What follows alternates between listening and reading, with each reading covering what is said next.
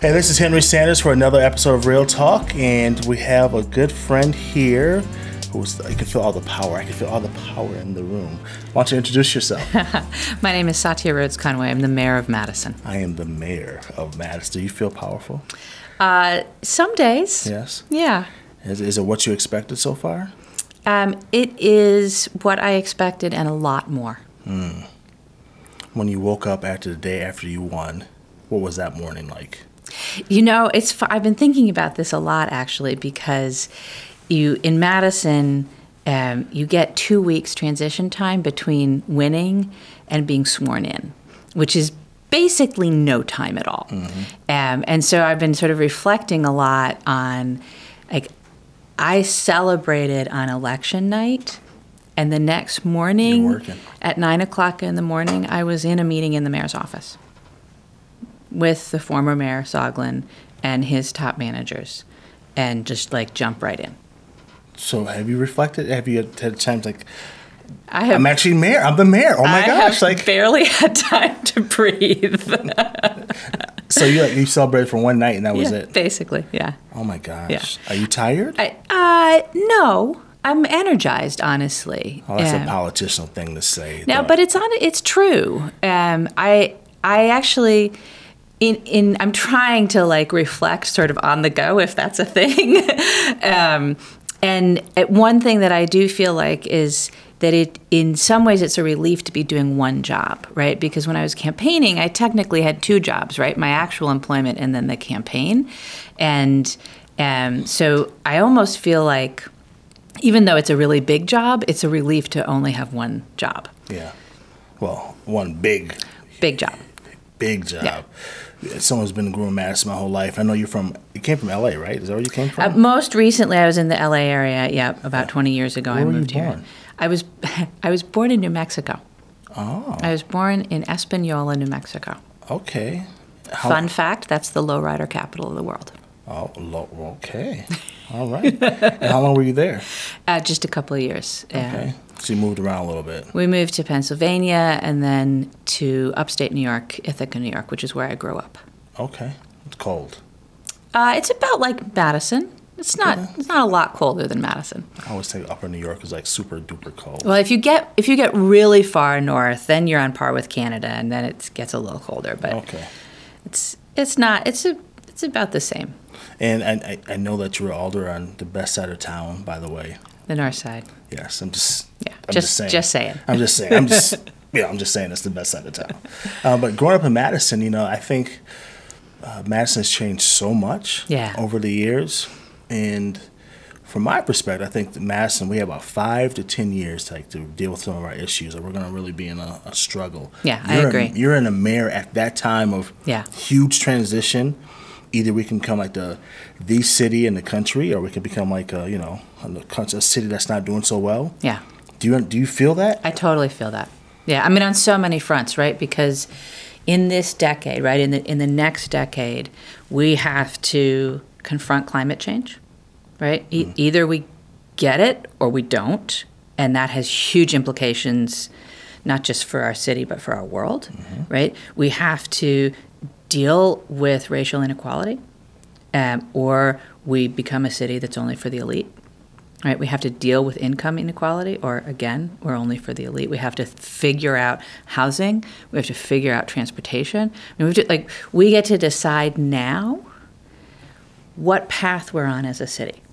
And that's scary, but it's also really exciting because we could do some really good things. And honestly, that's why I ran for mayor, is because I saw that, we don't have that much time to sort of set ourselves on a course. I think that's so true. I think Mayor Soglin, I want to stop here, like when he lost, he said, well, he thanks for all the support from people of color. Did you hear him say that? I did. I mean, after the fact, I wasn't listening to his speech. Yeah, right. And he said that. I was curious. How did you feel when he said that? I couldn't tell if he was taking a shot or was like, did he really feel that way? Like he had no real purpose to say it. It was just. I don't know. I mean, I don't know how he would know. Right. It was this oddest thing, like he was trying to take credit. But him saying that, how are you feeling like you're doing with people of color? Like, do you feel like you have people of color support? And Absolutely, yeah. I mean, I felt like that was, for me, that was a really core part of the campaign, was making sure that we were reaching out to communities of color, not in the sense of, I'm here because I want your vote, although, of course, I wanted everybody to vote for me, right? But in the sense of, I'm here because I need to understand the issues of communities of color.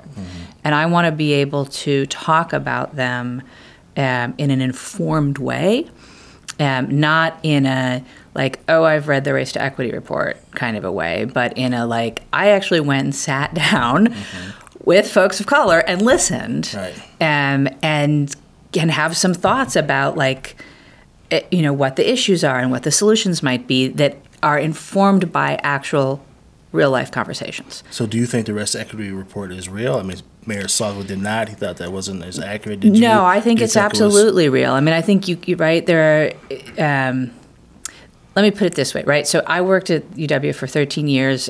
I understand data analysis. I understand that when you are, in terms of the census data and the sample sizes that you're dealing with, it can be really hard to track trends.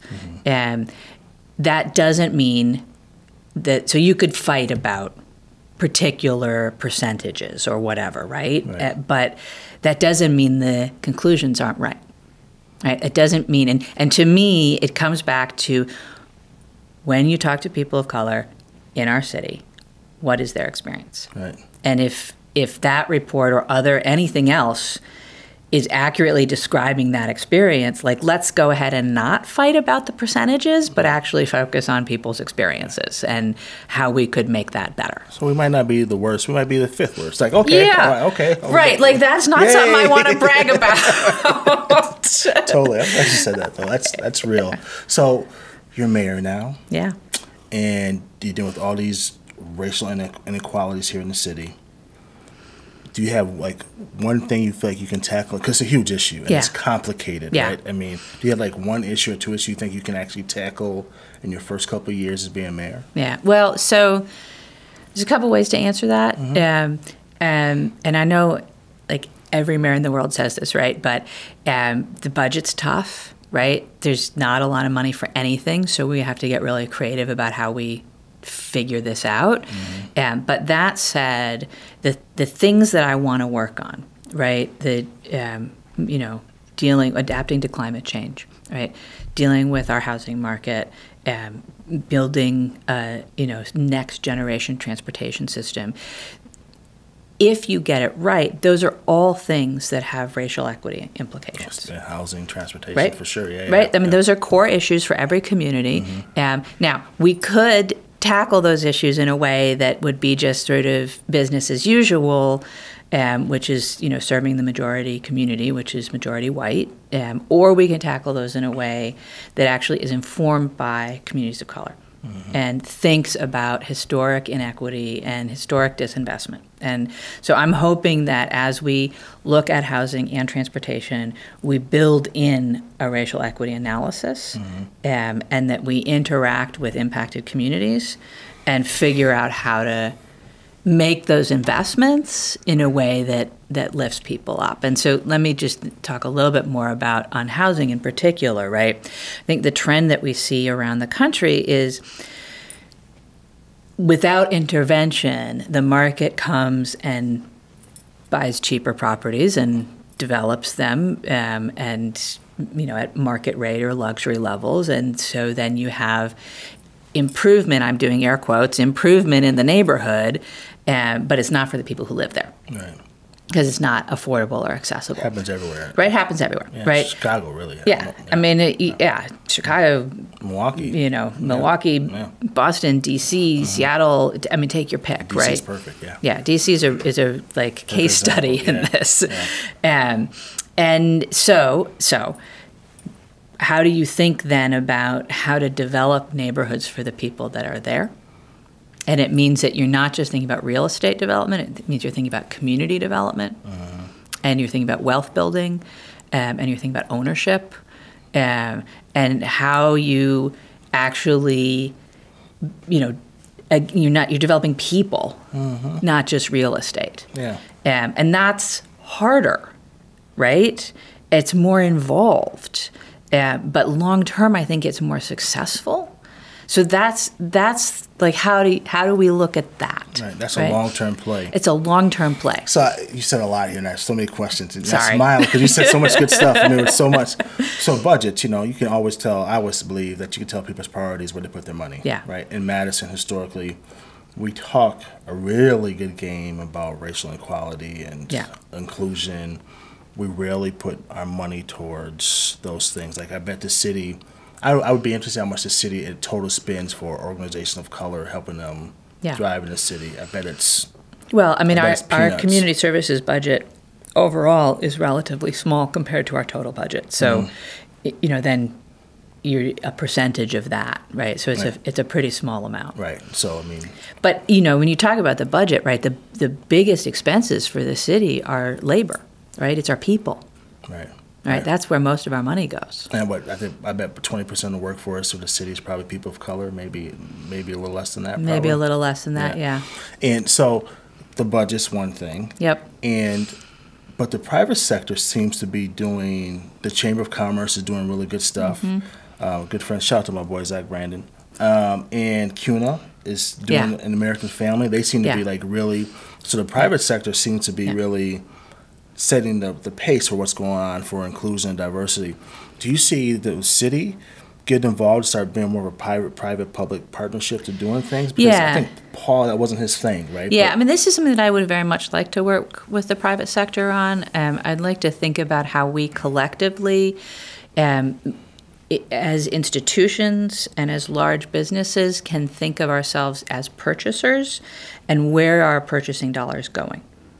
And the private sector has a lot more flexibility here than the public sector does. So when we think about what's our local spend and how much of that goes to businesses run by people of color, can the city play a role in identifying those supply chains and helping businesses move into them? To take advantage of that institutional spend, right, or those large businesses. That's, I think, an interesting thing. So this brings us actually to the other thing that I wanted to talk about in terms of priorities, which is you're thinking about how to support particularly the Black middle class, and how to think about both recruitment, but most especially about retention of professionals of color. Which is huge, right? Which is huge. We can get them here. We can't keep people here. Right. So there's a lot of why behind why we can't keep people here. But I think that there's some, when we think about, when we're thinking about economic development, we're thinking about business development, we're thinking about entrepreneurship, can we focus on those needs? Right? What are the services? What are the entertainment opportunities?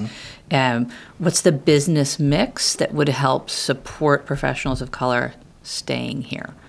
And that presents a lot of opportunity on the other side, too, of getting entrepreneurs into those businesses.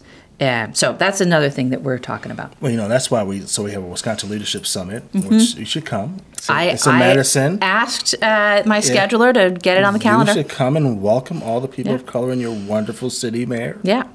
And so that's part of the reason we did the Wisconsin Leadership Summit, to highlight the most influential people statewide, but also from attract and retention. Like, we hear all the bad stuff about Wisconsin and Madison, which, there's lots to talk about. There's also lots of positive things. Yes.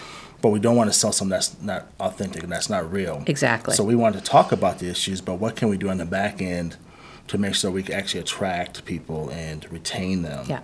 And what are the things we have to do in between there to do those things? And I don't think anyone's really doing that comprehensively, and I think we'll try to do more of that, just as an organization, try to do some of those things. Well, that's very interesting to me, and that's something that I would like to make sure that we continue a conversation around, because, again, me as a white woman, I can sit here and talk about recruitment and retention all I want, but I don't actually experience those barriers. I don't know what it is that's, saying to people, I don't want to be here for the long term, right?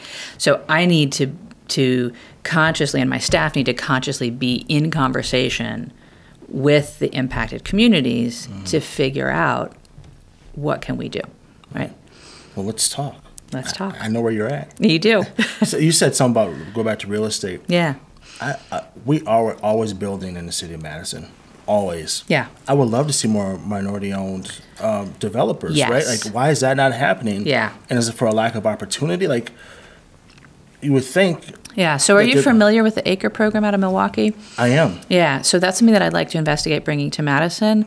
There's also Minneapolis has done some work at the city level to help train smaller developers in the city process and how to be successful through it. And so that's something that's interesting to me. I think a lot, this is all sort of anecdotal, but a lot of the conversation I hear is shifting towards the question of ownership, right? So as things get less and less affordable, and we know that we have fair housing problems, we know that people of color are discriminated against in the housing market, I hear more and more people of color talking about ownership, which I think is great. And I think that's a really powerful way to take back community control, right? And so that implies, though, how are we getting in developers that's a more diverse set of developers? And honestly, one of the places that we need to push our housing market is what people call the missing middle. And it's not the 12 to 15 story buildings, and it's not the single family homes. It's the missing middle of, maybe 4 units up to 4 stories or something like that.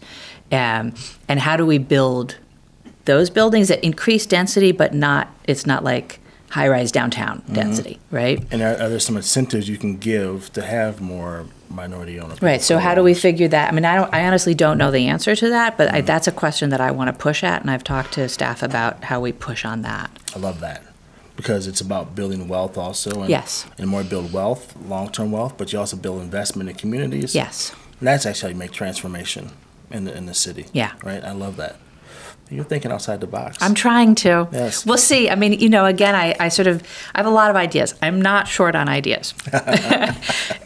How to actually, there's this intersection of what's actually in the jurisdiction of the city, like what we can do with our powers as a local government, what we have to bring into partnership with other entities, right? Whether that's other local governments, the county, the state, the private sector, community organizations, right? There is a soft power, right, that the city has to lead and convene and share ideas.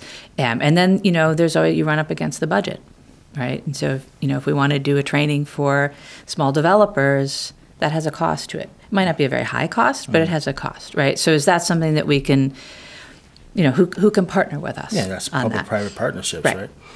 So this will come to home. Yeah. So we're telling people of color, how are you doing for hiring people of color? Who's on your staff right now?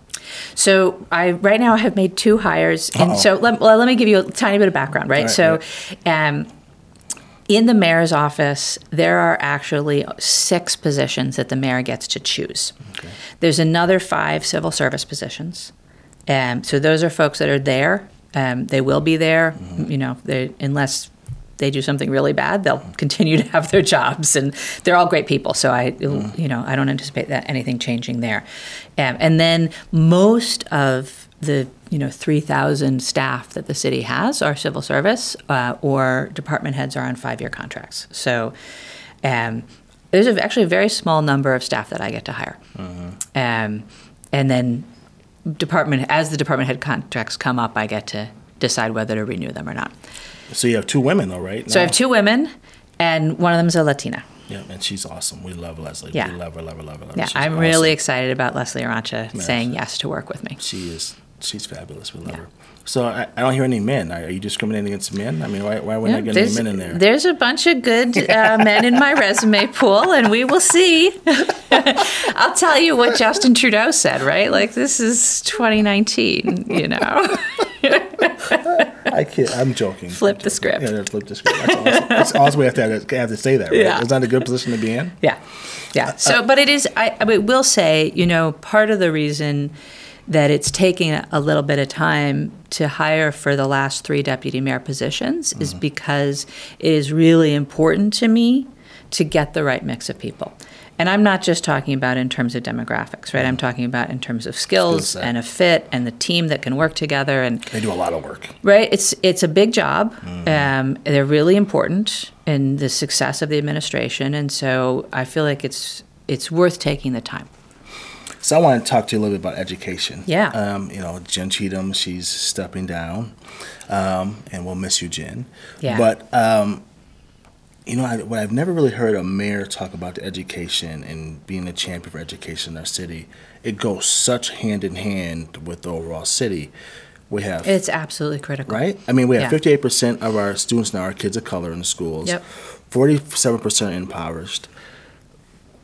This is in our city of Madison, and if we don't address these issues with our K-12, that used to be our strongest part of Madison, right? If we lose that, everything else in the city goes. The tax base leaves, everything leaves.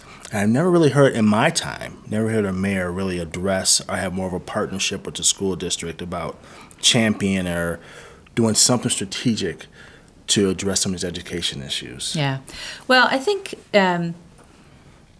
so it's critical, right? The schools have, schools are our community and our community is the schools, right? So it's totally intertwined. And I think that folks in the past have gotten sort of caught up in the jurisdictional issues of, well, that's the district and that's the city and that's the county, and don't want to step on toes or, and I'm very mindful of that there are, the folks on the school board, we're all elected in more or less the same geography that I was. And so I don't feel like it's up to me to tell them how to do their jobs. But I do feel like it's up to all of us to collaborate wherever we can. And I've already had a number of conversations with school board members about what that might look like. I was having great conversations with Jen. I don't mean to put that in the past tense, but honestly, I was really looking forward to working with her and to having a more collaborative relationship there. And I think we will still be able to do that in the time that she's here. And hopefully that will survive the transition as well. But I'm hopeful. There's a lot of potential, I think. And, the city does, we have our out-of-school time initiative, and we fund, community centers and neighborhood centers and programming. So we're working with the same kids, right? And so being in communication, being in collaboration just makes sense to me. So it's just a question of how do we build on it? I think some of that happens at the staff level, but we need to build on it and bring it up. I think to the highest levels. The K-12 system goes, we're in a lot of trouble. I mean it's just really critical for our community. I think I'm really interested in the community schools concept and how do we build on that? How do we? Not to get super in the weeds about it, but how do we layer funding from, the school district, the city, the county, the, philanthropy onto a building where kids are, right? Instead of, do we actually really need to be building separate buildings? I don't know, right? How do we think about that level of collaboration? And so we'll see. Yeah, some schools across the country actually have health centers in the schools. Right. They're just, I'm not saying we do that, but it's just a unique way of saying the kids are there, the families are there. Well, right. What does a neighborhood need, right? And one of the lessons that I learned when I was on the council, so you're familiar with the Brentwood neighborhood. Of course. And when I was on the council, I went in did a walking tour of Brentwood with some of the neighborhood association leaders and folks from building inspection and engineering and, the guy that looks at flooding and because that neighborhood sort of chronically has flooding problems. And so we had a bunch of white people walking around Brentwood, right? And I heard about it. I didn't hear about it from constituents. I heard about it from the principal of Sherman. And got a call and said, well, I had some of my parents said there was a group of white people walking around the neighborhood, and did I know what it was about? And what was that about? And I should have called you and told you we did this thing, and we're trying to assess the flooding and basements and building inspection issues and what we can do in the neighborhood. And that was a real lesson to me that of all of the entities that a person could call, they called the principal of the school. And because that's who they trusted. That's who they had a relationship with. Yeah. And so what I took from that was, we want to reach people. The schools. Go through the schools. Absolutely. Right? You want to build community, go through the schools. Yeah. You want to think about how, like, so, and that's not saying that it's the school's responsibility. That's saying that we partner and we think about schools as a resource. And we think about how we can reach families through their kids and through their schools. I love that. That's so it's easy to say. Right. It's harder to do. But I feel like with my election and with the new school board, we have an opportunity. Well, we have to get it right. I mean, we're past the talks and all that. We're at a point, we're a breaking point. Yeah. So, the last question, then I'll let you go. All right. Okay, Mayor, I'm asking everyone this question now. Give me your top 5 artists you listen to. What are you listening to these days? Oh, man. So, I can't answer what I'm listening to now because I'm not listening to any music. I'm listening to staff tell me what I'm supposed to be doing. I'm listening. I mean, at best, if I have my headphones in, I'm listening to a podcast. Okay. Which is probably just like the NPR News podcast because I don't have any time to consume any news. And Real Talk podcast. Well, Madison 365 Real Talk podcast. I gotta subscribe. I'm just saying. All right. But prior to that, I was, wait, we're going to pull it out. I'm going to tell you what's on the playlist. So one thing to admit is that I'm a little bit of a Hamill head. Okay. So I was listening to the Hamilton soundtrack. Okay. Quite a lot. All right. And that's something Robert, my friend Robert, who works with us, he'd probably listen to that. And that sort of led to all things Lin-Manuel Miranda. Oh, okay. For sure, the Hamilton mixtape and Mary the Hamill Poppins. drops. And I haven't made it to Mary Poppins yet. I did make it to Moana, I have to say. All right. And went back to In the Heights. And so there's a little bit of that. But the Mi Gente, the J Balvin and featuring Beyonce. Oh. That's one that that's a psych song. Do you know, that's an energy song for me, that I've been listening to a lot. The Staple Singers, I'll Take You There. That is a classic for me. I just love that song. Okay. Right? Hardcore love that song.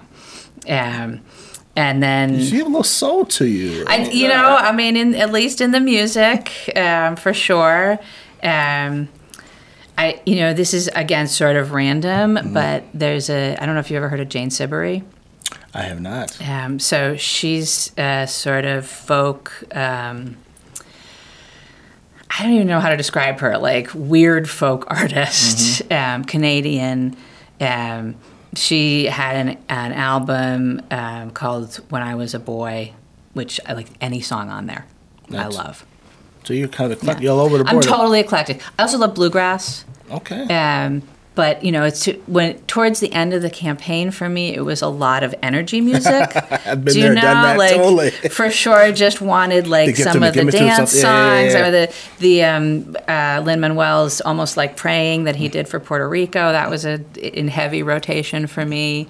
And I was, actually was listening to Code Switch, the NPR podcast, and for a while they were finishing with songs that are giving them life, songs that are giving us life, and so I would just add those onto my playlist to say what's given them life? Maybe it's given me life too, and just listen to that. So I want you, before we go, I want you to talk to all the women out there, young girls, anyone who might be from the LGBTQ community, about the importance of what they can and can't do, and what you can accomplish. You're the mayor of Madison. Yeah. I want you to talk to them and tell them what they can do. So here's the thing.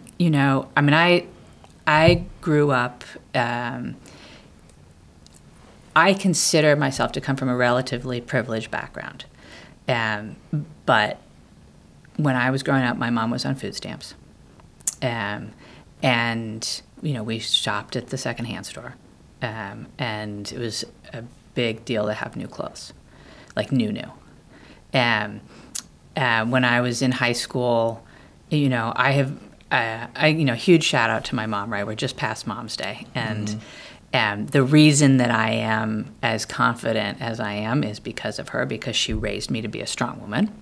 And so going into high school, you know, I had opinions and wasn't afraid to use my voice, and, you know, didn't maybe fit the stereotype of a girly girl and or submissive in any way, and definitely experienced. I mean, I got good feedback for that, but I also got bad feedback for that, and definitely experienced some bullying because of that.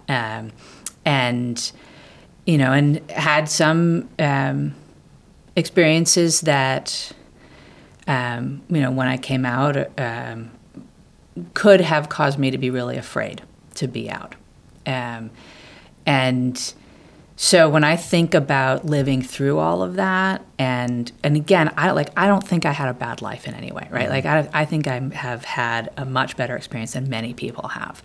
But in reflecting back, I think about like each of those places, I could have let it stop me. Like I could have let it shut me down, or, you know, hide my light under a bushel, right? And I didn't. And that's why I'm where I am.